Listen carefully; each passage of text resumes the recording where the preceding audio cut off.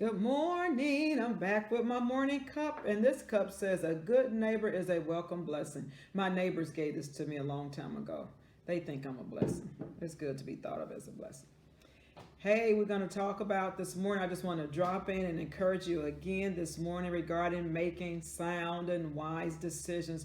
We've had all the phenomenal prophetic words this year about victory, redemption, reconciliation, favor, justice, and the list goes on and on.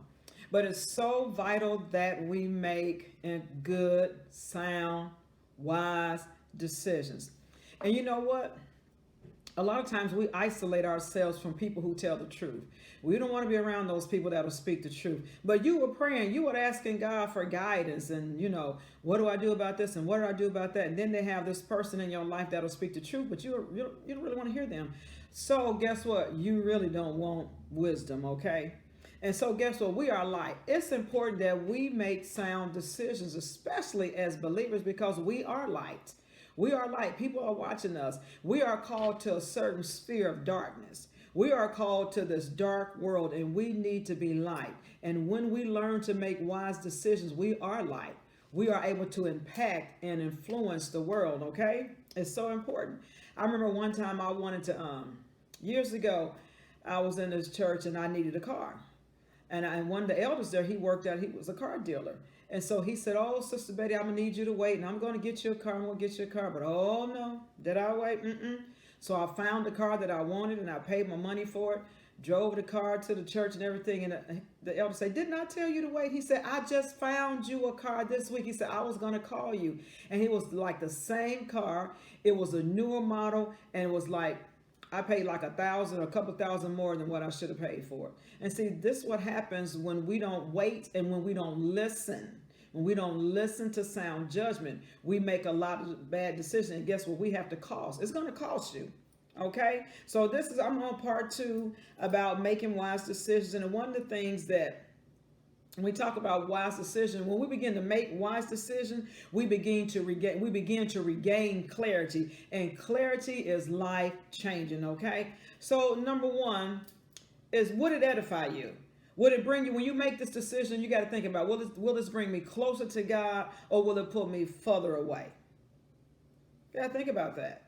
Think about, is it going to cause me to be closer to God, or would this decision pull me away? Because remember, we like to do what we want to do. And as a pastor, I've dealt with so many people, you try to counsel them and give them, sound instruction. They don't want to hear.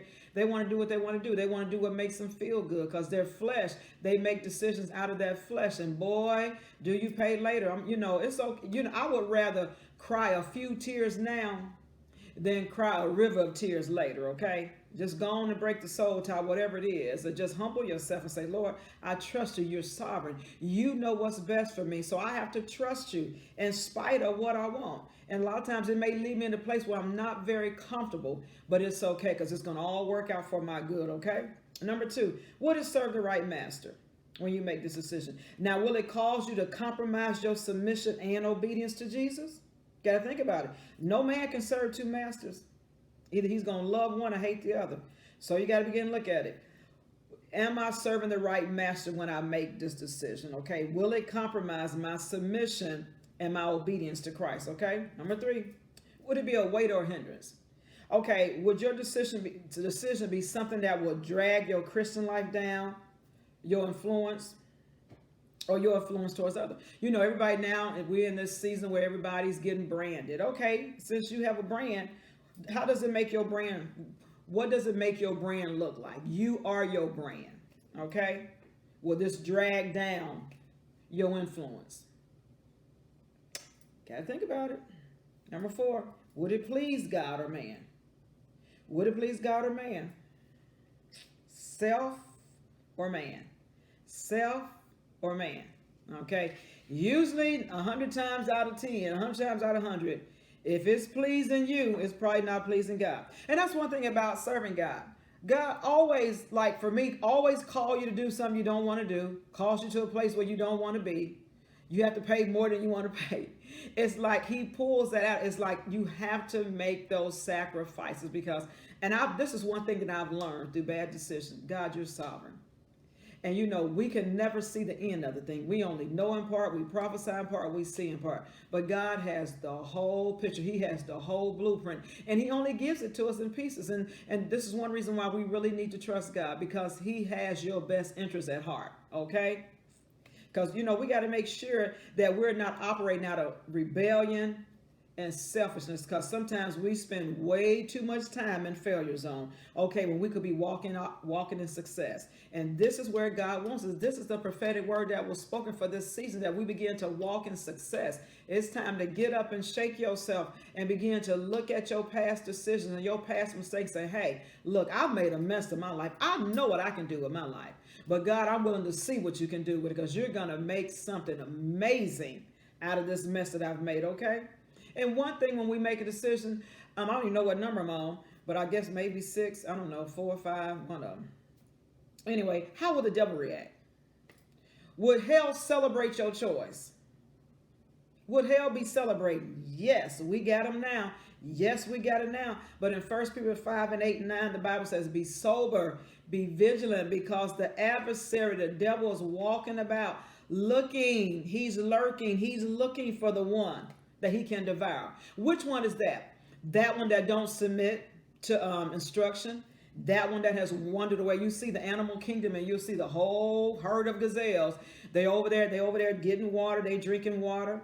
Now this little one, he just wanders on off. He just goes off and do his own thing. And guess what? That lion is sitting there. I mean, he is ever so patient, and he is crouched. He is in his position because he knows in his mind, if I can, when this gazelle wanders away from the pack, I can pounce on him, and guess what? The rest of them won't be able to rescue him. That's Satan. That's his job. So you got to begin to look at how would Satan react when you make this decision? Will hell rejoice? Because yes, I got him now. I got you now. Okay? That's what the enemy wants to do. He comes to kill, steal, and destroy. And what does it mean to kill? To disconnect you from life. Now, what does it mean to steal? To take away from the accumulation of all that you have accumulated. Say, I'm going to steal that. And destroy. What does destroy mean? To render ineffective for design use. I am the light. He wants to come in and help me not be effective, where I'm no longer the light, or I'm no longer the salt. Because guess what? I've made decisions that have drugged me down. And now we're dealing with destiny. We're dealing with purpose. And we are so connected to so many people, okay? Your decisions does not only involve you. You got to think about it. Okay? I don't know what number I'm on, so you got to go with me. Have I honestly considered the warning signs? Do you see the warning signs? He who learns from instruction and correction is on the right path. That's Proverbs 10 and 17. Do you actually think you're the exception to the rule? Listen, I've worked in domestic violence. I've been a victim of it myself. And one of the things I see so much, sometimes people think that they are the exception to the rule. Oh, he won't do that to me. Oh, she won't do that to me. That's who they are. You're not going to change them. Only God is going to change them. Remember, God knows what's the best way. So a lot of times we in these situations and we think, oh, it's going to be different from me. Satan don't like you either. Okay? You have to consider the warning signs. Okay? Pride go before destruction, and a haughty spirit before a fall. When you refuse to listen, when you impatient, that's a manifestation of pride. You're going to do it your way. You got that Frank Sinatra syndrome. I'm going to do it my way. Just remember, there's going to be some long-term ramifications. So I'm here to help you this morning. You better stop. You better think. Okay. Have I considered the possible outcomes for my course of action? Proverbs 14 and 1, it says, the wise woman builds her house, but a foolish one tears it down with her own hands. Okay. The naive believes everything, but the wise man or woman considers his steps. I must consider what's taking place, okay? Listen, let me give you another scripture. This Proverbs, it says 27 and 12, or did I get them mixed up? Yeah, a prudent man sees evil and hides himself. The naive perceive and pay the penalty. We don't need to pay any more penalties. You got to ask yourself the question. You got to do the long math. You have to assess, what are the potential risks? If I make this decision, what risk am I taking? Even in finances, my financial advisor tells me, so, you're a little fearful. I said, no, I'm not fearful. I like to be led by God. I hear what you're saying. I understand what you're saying. I know this is your area of expertise, and I respect that. But I still need to hear God telling me yes or no. And let me tell you something about no from God. Sometimes, no, let me correct that. All the times, God's no is your best yes, okay? Because he knows the end of this thing. When God tells you no, you need to rejoice. Okay, or no, you can just push on. You say, I'm taking a risk. Do you have a contingency plan? Listen, when I was getting my other house, I flipped this house. When I was getting my house remodeled, guess what? You have to have a contingency plan. Okay, they'll give you an actual figure. Okay, here's the total. This is what's going to cost to do your kitchen. But guess what? When they start pulling it apart, they start running into problems. So I need to have a contingency plan. I need to have some type of plan to say, hey, when I run into this, if I make this decision, when I run into here, have I counted up the cost? And is there something in the bank? Do I have something on the side that can accommodate any of the potential risks that I'm getting ready to take? Are you with me? Are you willing to die to your own desires if God directs you a different way? I can't hear you. Are you willing to die to your own desires if God is leading you in a different way? This is the thing. This is where we begin to separate the real men from the women. Am I willing, even though I've told everybody, oh, I'm going to do this. This is my business. I'm going to do this. And then we step out, because sometimes we step out because we're so excited and we feel that we got a yes from God. Everybody's saying yes, but I don't care what everybody is saying. Now, listen, if I feel a check in my spirit and I'm around those people that have prophetic insight and they telling me something different, I need to slow down. But we get so excited and then we move out. But then we get out there in the wilderness. Are you still willing to hear God? If he directs you another way and you be like, okay, hands up, this is a stick up, God. I must follow you in spite of what I expected or what I thought. This is where we make a real man or woman decision, okay? This is the last one. Could this decision jeopardize my integrity or hinder my witness for the Lord? If I make this decision, would it jeopardize my integrity on my job, in my career, in my business, in my church, in my marriage? Or would it hinder my witness for the Lord? Yeah, think about that. Proverbs 25:26, like a trampled spring and a polluted well is a righteous man who gives way before the wicked. I'm just going to read. Read. Proverbs 10:9, he who walks in integrity walks securely, but he who perverts his ways will be found out. Will this decision jeopardize my integrity? Read. Proverbs 22:1. A righteous man who walks in his integrity, how blessed are his sons after him. Wow, so my integrity affects my offspring. Generations to come. We talk about generational curses, but there's generational blessings.